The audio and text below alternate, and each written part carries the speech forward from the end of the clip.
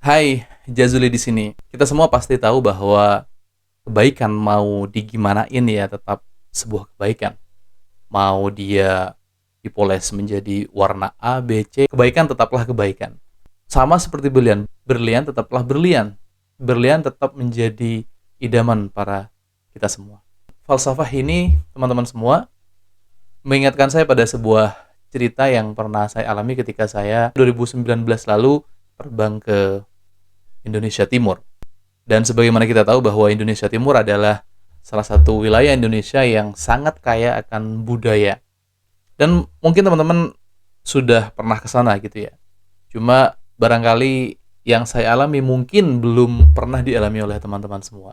Seperti apa? Jadi tonton habis video ini.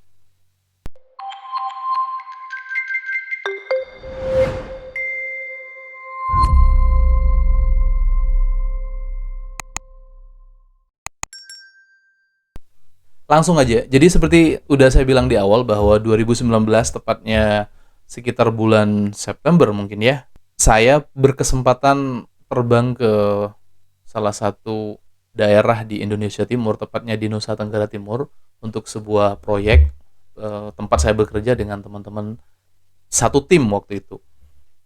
Karena itu adalah kali pertama kami ke Indonesia Timur, tentu ini membawa semangat yang sangat kuat, khususnya karena ini kaitannya dengan studi budaya dan lain semacamnya. Maka salah satu tempat yang nanti menjadi agenda untuk kita kunjungi waktu itu adalah desa adat gitu.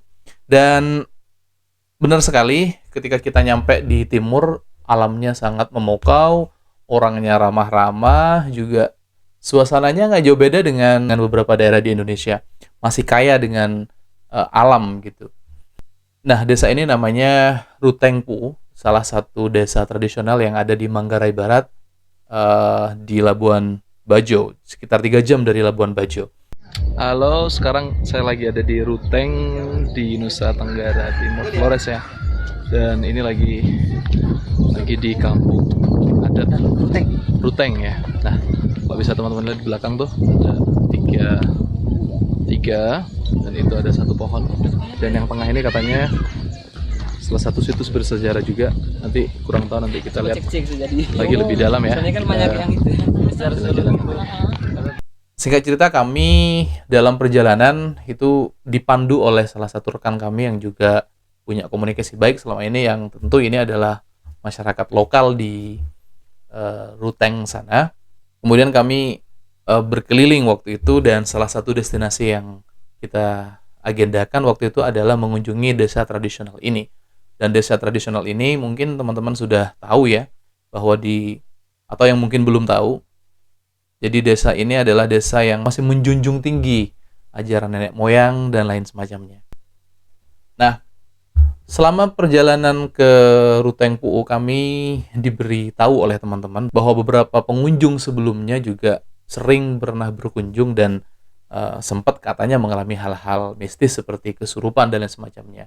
Nah, mendengar pernyataan semacam ini, jujur kalau saya waktu itu pribadi saya lebih banyak ke rasa penasaran. Wah, luar biasa pasti ini pasti menarik gitu, karena juga saya secara latar belakang budaya juga nggak jauh beda dengan hal-hal cerita semacam ini. Kebetulan saya di Madura juga sangat biasa dengan cerita-cerita begini begitu. Cuma tetap ada selain rasa penasaran gitu yang sangat kuat, juga ada rasa, wah ini juga harus perlu hati-hati. Kita kalau berkunjung ke tempat baru biasanya diajak untuk menjaga tidak buang sampah sembarangan, menjaga ucapan, tidak berkata kotor dan semacamnya kan. Kita kalau di Jawa biasanya begitu. Singkat cerita, kami tiba di tempat, dan seperti yang saya duga bahwa memang tempat ini sangat eksotis gitu. Kenapa sangat eksotis? Karena desa ini masih dipimpin oleh tokoh adat turunan dari raja-raja sebelumnya, dan di sana ada beberapa bangunan yang sangat khas Indonesia Timur. Jadi terbuat dari jerami, bukan jerami, kayak semacam apa namanya? Mungkin teman-teman tahu, bisa tulis di kolom komentar. Bangunannya itu kayak terbuat dari bahan-bahan alami begitu yang warnanya hitam, dan di bagian dalamnya juga tersusun dari beberapa susunan. Dan kami dijamu dengan sangat ramah sekali. Suasana pemandangan Karena saya penasaran waktu itu, saya melihat hampir sekeliling, dan di luar di halaman rumah tradisional ini ada salah satu eh, yang diyakini sebagai tempat di mana pernah terjadi pertarungan begitu, dan ada pohon di sana, dan katanya ada beberapa makam yang ditaruh di sana. Kalau saya salah mohon dibenerin teman-teman. Kunjungan kami waktu itu lebih kepada bagaimana menjalin hubungan yang kedaerahan begitu. Kemudian di dalam rumah ini terpampang beberapa tulang belulang, kemudian ada sayap burung mungkin sepertinya, dan ornamen-ornamen yang lain yang sangat sangat memukau gitu. Saya sih penasaran gitu, sangat penasaran dengan ini. Kami waktu itu tidak bisa berbicara dengan bahasa, sedikit berbicara, mungkin ada switch bahasa Indonesia sedikit karena beliau ini menggunakan bahasa daerah, untungnya juga diterjemahkan oleh teman yang mendampingi.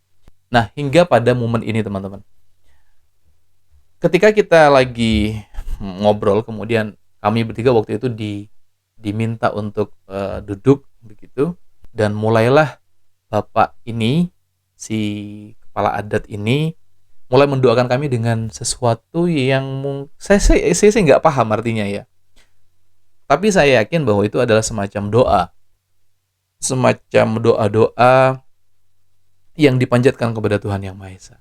Dari semua pengalaman yang saya ceritakan dari awal tadi, bagi saya yang saya rasakan itu bukan aroma mistis dan aroma khas yang sangat tradisional gitu ya di desa ini, tidak. Tapi yang saya tangkap adalah energi positif ketika doa-doa ini dipancarkan.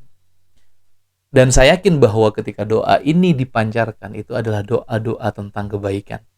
Dan walaupun saya tahu bahwa saya nggak paham, dan walaupun saya nggak paham gitu ya, ya bagaimana mau paham, karena selain bahasanya juga beda, kami juga duduk nggak ngerti apa-apa gitu. Cuma sekali lagi yang terpancar itu adalah energi positif yang keluar dari beliau ini, dan beliau sangat sumringah, sangat sangat ramah, dan sangat penuh dengan kebijaksanaan. Dan walaupun saya nggak ngerti bahasanya, tapi itu bisa kami rasakan begitu. Nah, akhirnya saya tanya setelah itu selesai, hanya saya tanya kepada teman saya ini gitu. Kira-kira itu apa? Ya, itu ya semacam doa harapan dan lain semacamnya. Dan saya menyimpulkan bahwa sebagaimana saya sampaikan di awal, kebaikan tetaplah kebaikan. Karena bahasa kebaikan selalu dapat dikenal dengan hati nurani. Apapun bahasanya, kebaikan tidak memiliki bahasa, kebaikan selalu bisa dipahami oleh siapapun. Dan kami merasa sangat terhormat gitu. Kenapa merasa sangat terhormat? Karena kami dengan latar belakang budaya, latar belakang keyakinan, latar belakang suku dan lain semacamnya, bisa disambut dengan sangat ramah, dengan sangat sopan, dan bahkan didoakan untuk kami dan lembaga kami waktu itu agar semuanya diberkati oleh Tuhan. Dan potret semacam ini yang tidak boleh lekang dari kehidupan kita dalam bermasyarakat. Kita semua tahu bahwa Indonesia ini adalah beragam.